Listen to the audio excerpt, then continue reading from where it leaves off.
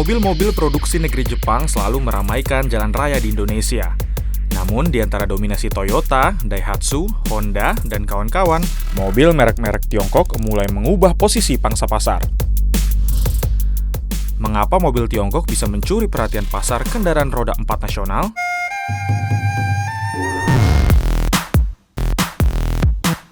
Pada 2017 misalnya, mobil asal negeri Panda terjual lebih dari 5.000 unit, menguasai kurang dari 1% pasar mobil nasional. Namun di tahun berikutnya, mobil Tiongkok mendorong penjualan hingga lebih dari 18.000 unit, naik 3 kali lipat dari penjualan tahun 2017. Memang jika dibandingkan mobil Jepang, penjualannya tak seberapa. Namun, jumlahnya telah melampaui merek asal Eropa, Amerika Serikat, dan Korea yang sudah lebih dulu hadir di tanah air. Tapi, mengapa mobil Tiongkok makin digemari dan bagaimana kualitasnya?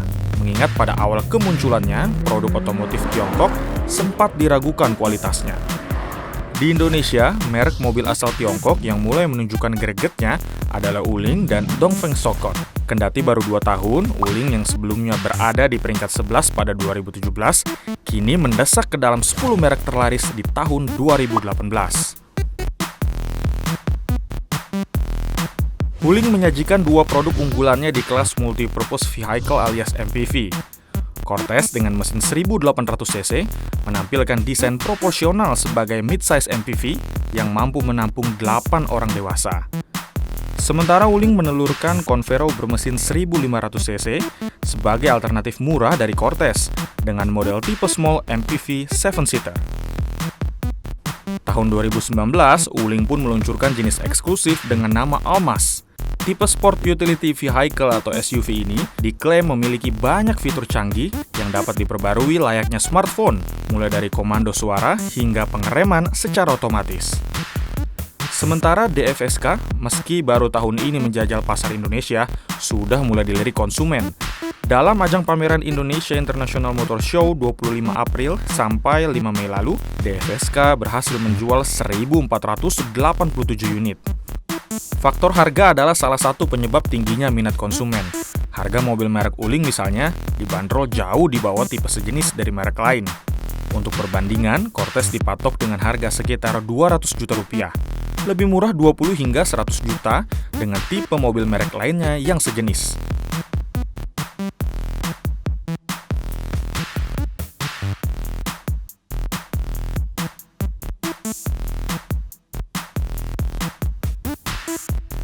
Sementara harga Convero yang dibanderol hampir 150 juta rupiah masih terbilang murah 50 juta rupiah dibandingkan mobil Jepang dengan tipe small MPV yang lain.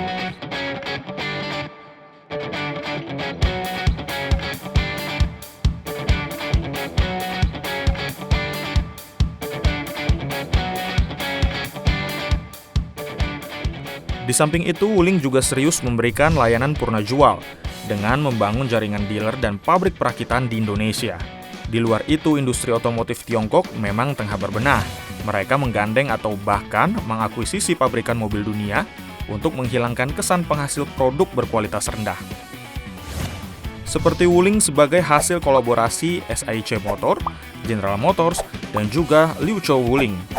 Sehingga tak heran jika ada kemiripan antara produk yang diproduksi oleh pabrikan-pabrikan tersebut. Perusahaan otomotif Tiongkok yang juga melebarkan sayap globalnya adalah Zhejiang Geely Holding Group. Pada 2010, Geely mengakuisisi 99% saham Volvo.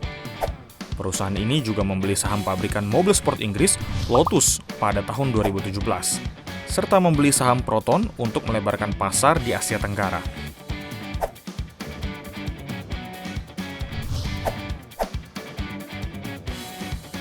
Kolaborasi dan akuisisi tersebut sejalan misi Tiongkok memperkuat negaranya lewat 10 sektor industri prioritas, mulai dari teknologi informasi, robot, peralatan aerospace, maritim, transportasi kereta api, kendaraan berenergi terbarukan, material baru, biomedis, teknologi pertanian, hingga pembangkit listrik.